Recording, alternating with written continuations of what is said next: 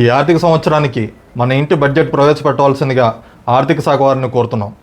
ధన్యవాదాలు అధ్యక్ష. మీరు ఈ అధ్యక్ష స్థానాన్ని అధిష్ఠించి ఈ ఆర్థిక వ్యవహారాల్ని కట్టబెట్టినప్పటి నుంచి మన ఇంటి ఆర్థిక వ్యవస్థ ప్రతి సంవత్సరం అభివృద్ధి పదంలో పరిగెడుతూనే ఉంది. తొక్కేం కాదు, పిల్లవగానే బలవంతంగా లాగేసుకుని కట్టబెట్టారు అంట. మొన్న ప్రవేశపెట్టిన కేంద్ర బడ్జెట్, నిన్న ప్రవేశపెట్టిన రాష్ట్ర బడ్జెట్, అలాగే రివైజ్ అయిన మీ శాలరీ ప్యాకేజ్ ని దృష్టిలో పెట్టుకొని నా పరిజ్ఞానం మేరకు బడ్జెట్ అంశాలను రూపొందించాను. వివరాల్లోకి వెళ్ళినట్టయితే ఇంటి ఆదాయం మొత్తం ₹1గా పరిగణిస్తే అందులో 99 పైసలు మీ జీవితం నుండే వస్తుంది అధ్యక్ష. మరి మీతో ఒక్క పైసా ఎక్కడి నుంచి వస్తుంది అధ్యక్ష?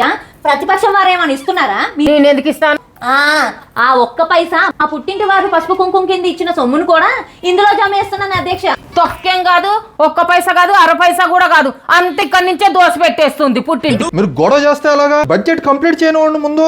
అమరమో పెత్తనం అంతా ఆమె చేతిలో పెట్టేసి మీరేమో కళ్ళు మూసుకోండి. ఇలాగైతే మేము వాకౌట్ చేసేస్తాం, మేము బడ్జెట్ ని కంటిన్యూ చేయం.